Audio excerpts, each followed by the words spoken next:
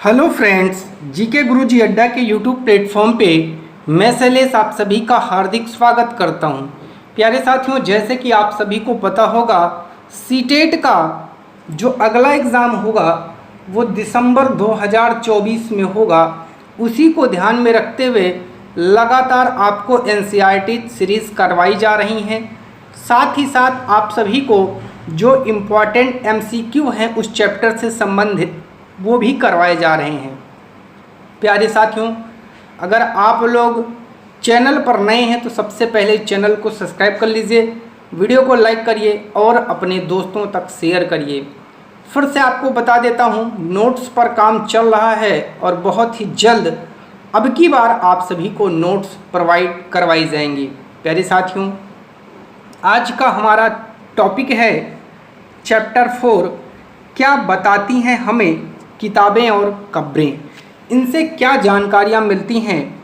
आइए इस चैप्टर में हम लोग बहुत अच्छे तरीके से पढ़ेंगे और मैं वो टॉपिक आपको ज़रूर बताता चलूँगा जो पिछले किसी न किसी एग्ज़ाम में पूछा गया है। उसको ध्यान में रखते हुए हम लोग अपनी तैयारी को स्टार्ट करेंगे। दुनिया के प्राचीनतम साहित्यिक स्रोतों में एक, शायद तुमने वेदों के बारे में सुना होगा। आप लोग तो बचपन से सुने हैं। वेद 4 हैं, ऋग्वेद, सामवेद, यजुर्वेद, अथर्ववेद, और यही इनका क्रम भी है। तो ये जैसे लिखे हैं ना, अपने क्रम में लिखे हैं, याद रखिएगा। सबसे पुराना ऋग्वेद, उसके बाद सामवेद, उसके बाद यजुर्वेद और सबसे अंत का अथर्ववेद है। सबसे पुराना वेद है ऋग्वेद, जिसकी रचना लगभग 3500 साल पहले हुई। ऋग्वेद में 1000 से ज़्यादा प्रार्थनाएं हैं। जो प्रार्थना होती है उसे ही सूक्त कहा गया है, अर्थात सूक्त को ही प्रार्थना कहते हैं। और सूक्त का मतलब होता है अच्छी तरह से बोला गया, जिसको अच्छे तरीके से बोला गया हो। ये विभिन्न देवी देवताओं की स्तुति में रचे गए हैं। तो जो सूक्त हैं, जो प्रार्थनाएं हैं, उनकी रचना इसलिए हुई है कि वो विभिन्न देवी देवता जो हैं उनकी स्तुति करने के लिए इनका जो है निर्माण हुआ है। इनमें 3 देवता बहुत महत्वपूर्ण हैं। तो आपसे पूछता है कि ऋग वैदिक कालीन 3 देवताओं का वर्णन कीजिए। तो याद रखिएगा, अग्नि, सोम और इंद्र। अग्नि मतलब आग के देवता, इंद्र को याद रखिएगा युद्ध के देवता, और सोम एक पौधा है जिससे खास पेय बनाया जाता है। इस इतने टॉपिक से अभी तक कम से कम 10 से 15 एमसीक्यू, 10 से 15 क्वेश्चन आप सभी के सीटेट के एग्ज़ाम में पूछे जा चुके हैं और हर एग्ज़ाम में किसी न किसी तरीके से ये पूछा गया है। इम्पॉर्टेंट टॉपिक है, याद रखिएगा। ठीक है, चलिए अब चलते हैं आगे और आगे की चर्चा मैं आपसे करता हूँ। वैदिक प्रार्थनाओं की रचना ऋषियों ने की थी। आचार्य विद्यार्थियों को इन्हें अक्षरों, शब्दों और वाक्यों में बांटकर, फिर से याद रखिएगा, जो वैदिक प्रार्थनाओं की रचना है उसका निर्माण ऋषियों ने किया। आचार्य जो होते थे, जो विद्यार्थियों को पढ़ाते थे, वो अक्षर, शब्द और वाक्य में इसको तोड़ देते थे। सस्वर पाठ द्वारा कंठस्थ करवाते थे। अधिकांश सूक्तों के रचयिता सीखने और सिखाने वाले पुरुष थे। कुछ प्रार्थनाओं की रचना महिलाओं ने भी की थी। ऋग्वेद की भाषा प्राक संस्कृत या वैदिक संस्कृत है। मोस्ट इम्पॉर्टेंट है, कई दफ़ा पूछा गया है, ऋग्वेद की भाषा क्या है। तुम स्कूल में जो संस्कृत पढ़ती हो ना, उससे ये भाषा थोड़ी सी अलग है, थोड़ी सी भिन्न है। ठीक है, चलिए बात करते हैं कुछ अन्य भाषाओं के साथ संस्कृत की। ये भी इम्पॉर्टेंट है, यहाँ से भी चीज़ें पूछी जाती हैं। संस्कृत भाषा भारोपीय, भारोपीय का मतलब होता है भारत यूरोपीय भाषा परिवार का हिस्सा है। आपसे पूछ ले संस्कृत किस भाषा परिवार का हिस्सा है, तो भारोपीय भाषा परिवार का हिस्सा है। भारत की कई भाषाएं जैसे असमिया, गुजराती, हिंदी, कश्मीरी, सिंधी एशियाई भाषाएं हैं, जैसे फारसी, तथा यूरोप की बहुत सी भाषाएं हैं। जैसे अंग्रेजी, फ्रांसीसी, जर्मन, यूनानी, इतालवी, स्पेनिश आदि इसी परिवार से जुड़ी हुई हैं। उन्हें एक भाषा परिवार इसीलिए कहा जाता है क्योंकि आरंभ में उनमें कई शब्द एक जैसे थे। उदाहरण के लिए मातृ संस्कृत, माँ हिंदी और मदर अंग्रेजी शब्द को आप देखें, आपको समानता दिखेगी। उपमहाद्वीप में दूसरे भाषा परिवारों की भी भाषाएं बोली जाती हैं। उदाहरण के लिए पूर्वोत्तर प्रदेशों में तिब्बत बर्मा परिवार की भाषाएं बोली जाती हैं।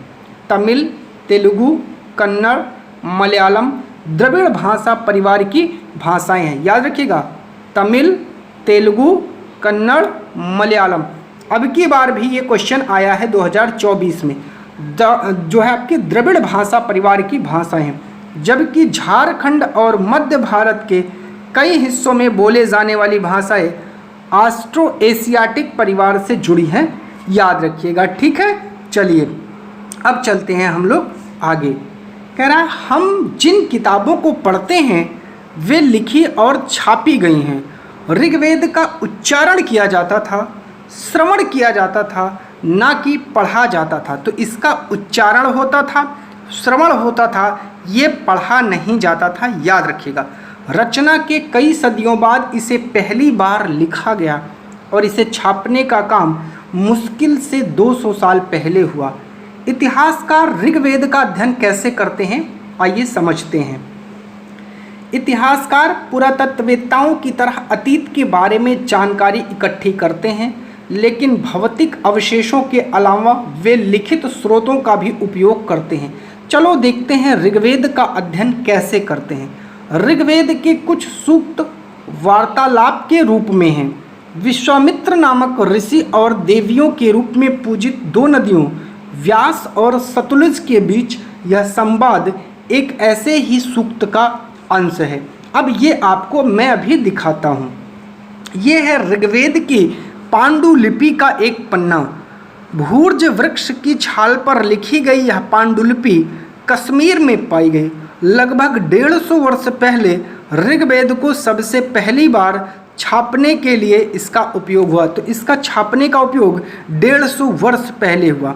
इसी पांडुलिपि को देखकर अंग्रेजी अनुवाद तैयार हुआ। यह पांडुलिपि पुणे महाराष्ट्र के एक पुस्तकालय में सुरक्षित है। ये जो आपको दिया गया है टॉपिक, ये विश्वामित्र और नदियों के बीच जो वार्तालाप हुई है उसका टॉपिक है। कोई बहुत ज़्यादा इम्पॉर्टेंट नहीं है, आप पढ़ना चाहें तो पढ़ लीजिएगा। आगे बात करते हैं मवेशी, घोड़े और रथ। ऋग्वेद में मवेशियों, बच्चों में खासकर पुत्रों और घोड़ों की प्राप्ति के लिए अनेक प्रार्थनाएं हैं। घोड़ों की लड़ाई में रथ खींचने के काम में लाया जाता था। इन लड़ाइयों में मवेशी जीत कर लाए जाते थे।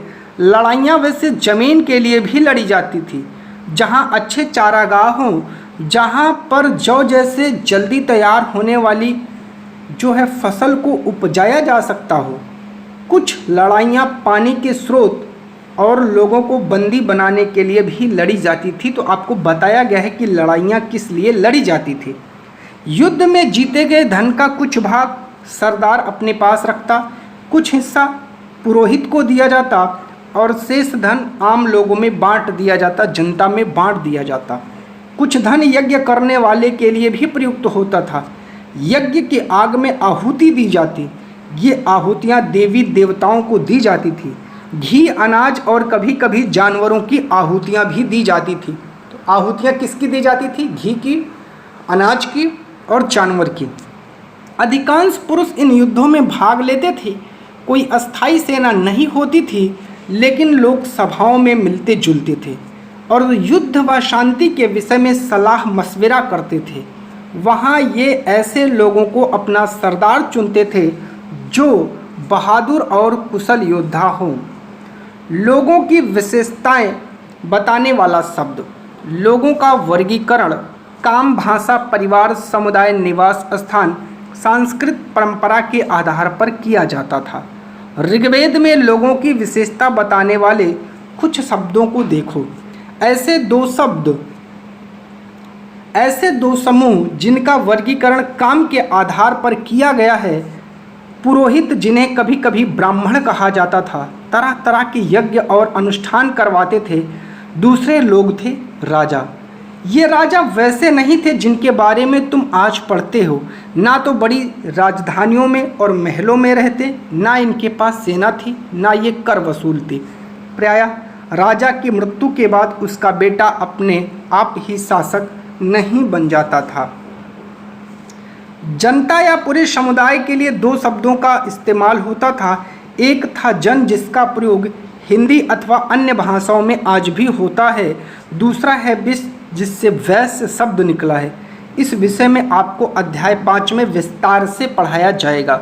ऋग्वेद में विष और जन के नाम का उल्लेख है, इसलिए हमें पुरुजन या विषजन, भरतजन या विष यदुजन या विष जैसे कई उल्लेख आपको मिलते हैं।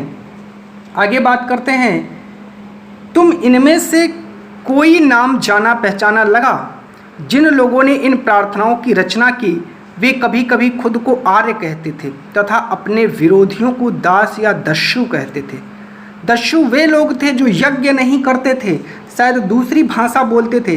बाद के समय में दास स्त्रीलिंग दासी शब्द का मतलब गुलाम हो गया।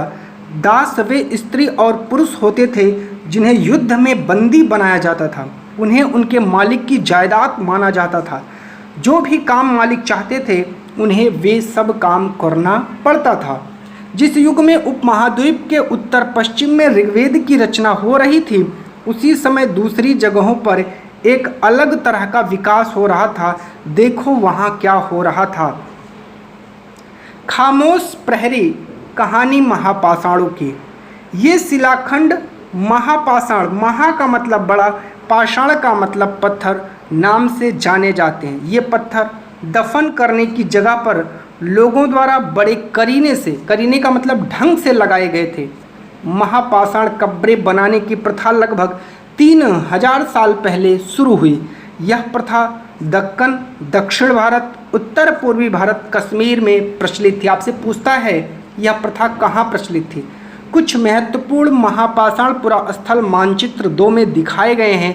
कुछ महापाषाण जमीन के ऊपर ही दिख जाते हैं, कुछ महापाषाण जमीन के भीतर भी होते हैं। कई बार पुरातत्वविदों को गोलाकार सजाए हुए पत्थर मिले हैं, कई बार अकेला खड़ा हुआ पत्थर मिलता है। ये ही एकमात्र प्रमाण है जो जमीन के नीचे कब्रों को दर्शाते हैं।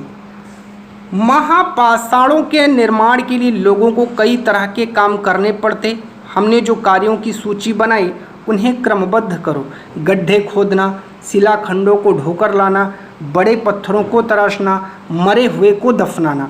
इन सब कब्रों में कुछ समानताएं हैं। सामान्यतः मृतकों को खास किस्म के मिट्टी के बर्तन के साथ दफनाया जाता था।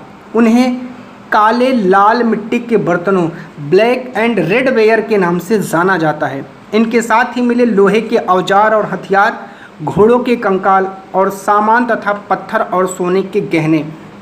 ये कहा गया इस तरह के महापाषाण को, ठीक है, ताबूत सावधान या शिष्ट कहा जाता है। यहाँ दिखाए गए शिष्ट में एक पोर्ट होल, बड़ा सुराख है जो शायद पत्थरों से बने हुए कमरों के जाने का रास्ता है। ये वाला हिस्सा आपको बताया जा रहा है, ठीक है। चलिए, ये आपको सामान दिखाया गया है, ठीक है। तो बाईं ओर घोड़े के लिए सामान और नीचे बाईं ओर कुल्हाड़ियाँ और नीचे कटार, ठीक है। इन सभी चीज़ों को आप लोग देख लीजिए अच्छे से, ठीक है। चलिए आगे बात करते हैं लोगों की सामाजिक असमानताओं के बारे में पता करना। पुरातत्वविद यह मानते हैं कि कंकाल के साथ पाई गई चीज़ें मरे हुए व्यक्ति की ही रही होंगी। कभी कभी एक ही कब्र की तुलना में दूसरी कब्र में ज़्यादा चीज़ें मिलती हैं। मानचित्र 2 पर ब्रह्मगिरी को खोजो। यहाँ एक व्यक्ति की कब्र में 33 सोने के मनके और शंख पाए गए हैं। इम्पॉर्टेंट है, पूछता है ब्रह्मगिरी की कब्र से क्या क्या मिला है। दूसरे कंकालों के पास सिर्फ कुछ मिट्टी के बर्तन पाए गए हैं। यह दफनाए गए लोगों की सामाजिक स्थिति में जो भिन्नता है उसको बताता है। कुछ लोग अमीर तो कुछ लोग गरीब, कुछ सरदार तो कुछ अनुयायी रहे होंगे। क्या कुछ कब्रें खास परिवारों के लिए थी? कभी कभी महापाषाणों में एक से अधिक कंकाल मिले हैं। वे यह दर्शाते हैं कि शायद एक ही परिवार के लोगों को एक ही स्थान पर अलग अलग समय पर दफनाया गया था। बाद में मरने वाले लोगों को पोर्ट होल के रास्ते कब्रों में लाकर दफनाया जाता था। ऐसे स्थानों पर गोलाकार लगाए गए पत्थर या चट्टान चिन्हों का काम करते थे, जहां लोग आवश्यकता अनुसार शवों को दोबारा दफनाने आ सकते थे। बात करते हैं इनाम गांव एक विशिष्ट व्यक्ति की कब्र। इनाम गांव को खोजो। यह भीमा की सहायक नदी घोड़ के किनारे एक जगह है। इस जगह पर 3600 से 2700 साल पहले लोग रहा करते थे। यहाँ वयस्क लोगों को प्रायः गड्ढे में सीधा लिटाकर दफनाया जाता। उनका सिर उत्तर की ओर होता। कई बार उन्हें घर के अंदर ही दफनाया जाता। ऐसे बर्तन जिनमें शायद खाना और पानी हो, दफनाए गए शव के पास रख दिए जाते थे। एक आदमी को 5 कमरों वाले मकान के आंगन में 4 पैरों वाले मिट्टी के एक बड़े से संदूक में दफनाया गया था। बस्ती के बीच में बसा यह घर गांव के सबसे बड़े घरों में से था। इस घर में एक अनाज का गोदाम भी था। सबके पैर मुड़े हुए थे। आगे कह रहा, क्या बताते हैं कंकालों का अध्ययन? कैसे लोग कंकालों को पहचान लेते हैं, आइए जानते हैं। छोटे आकार के आधार पर बच्चे के कंकाल को आसानी से पहचान सकते हैं, लेकिन एक बच्चा और एक बच्ची के कंकाल में कोई बड़ा फर्क नहीं होता। क्या आप यह पता लगा सकते हैं कि पुरुष का कंकाल है या स्त्री का? कभी कभी लोग कंकाल के साथ मिले सामानों के आधार पर इसका अंदाजा लगाते हैं। उदाहरण के लिए, यदि कंकाल के साथ गहने मिलते हैं तो कई बार उसे महिला का कंकाल माना जाता है, लेकिन ऐसी समझ के साथ समस्याएं हैं, क्योंकि पुरुषों के पास भी आभूषण मिले हैं, क्योंकि पुरुष भी आभूषण पहनते थे। कंकाल का लिंग पहचानने का सबसे बेहतर तरीका है उनकी हड्डियों की जांच। चूँकि महिलाएं बच्चों को जन्म देती हैं, इसलिए उनका कटी प्रदेश कूल्हा पुरुषों से ज़्यादा चौड़ा होता है। ये समझ कंकालों के आधुनिक अध्ययन पर आधारित है और ये इम्पॉर्टेंट है, कई बार क्वेश्चन बना है। आज से लगभग 2000 साल पहले चरक नाम के एक प्रसिद्ध वैद्य हुए। उन्होंने चिकित्सा शास्त्र पर चरक संहिता किताब लिखी। इम्पॉर्टेंट है, पूछता है, कई बार पूछा है। कहते हैं कि मनुष्य के शरीर में 360 हड्डियां होती हैं। यह आधुनिक शरीर रचना विज्ञान की 206 हड्डियों से काफ़ी ज़्यादा है। संभवतः चरक ने अपनी गिनती में दांत, हड्डियों के जोड़ और कार्टिलेज की जो जोड़ हैं उनकी संख्या को भी ऐड कर लिया है। इनाम गांव के लोगों के काम धंधे। इनाम गांव में पुरातत्वविदों को गेहूं, जौ, चावल, दाल, बाजरा, मटर, तिल के बीज मिले हैं। कई जानवरों की हड्डियां मिली हैं। कई हड्डियों पर काटने के निशान से यह अंदाजा होता है कि लोग इन्हें खाते होंगे। गाय, बैल, भैंस, बकरी, भेड़, कुत्ता, घोड़ा, गधा, शुगर, सांभर, चितकबरा, हिरन, कृष्ण मृग, खरवा, नेवला, चिड़िया, घड़ियाल, कछुआ, केकड़ा, मछली की हड्डियां भी पाई गई हैं। सबसे ज़्यादा चीज़ें इनाम गांव से पाई गई हैं, याद रखिएगा। यहाँ बेर, आंवला, जामुन, खजूर और कई तरह की रस भरियाँ भी एकत्र की जाती थी। इनाम गांव बहुत इम्पॉर्टेंट है, याद रखिएगा। कई दफ़ा आपसे क्वेश्चन पूछा है। कुछ इम्पॉर्टेंट टॉपिक, ठीक है। वेदों की रचना 3500 साल पहले। महापाषाणों की कब्रों का निर्माण 3000 साल पहले। इनाम गांव में कृषकों का निवास 3600 से 2700 साल पहले। चरक 2000 साल पहले। सभी इम्पॉर्टेंट चीज़ों को मैंने बताया है और इससे रिलेटेड MCQ आपको इसके बाद की वीडियो में मिल जाएगा, ठीक है। तो चैनल पर नए हैं तो सब्सक्राइब करिएगा, वीडियो को लाइक करिएगा, अपने दोस्तों तक शेयर करिएगा। बहुत बहुत धन्यवाद।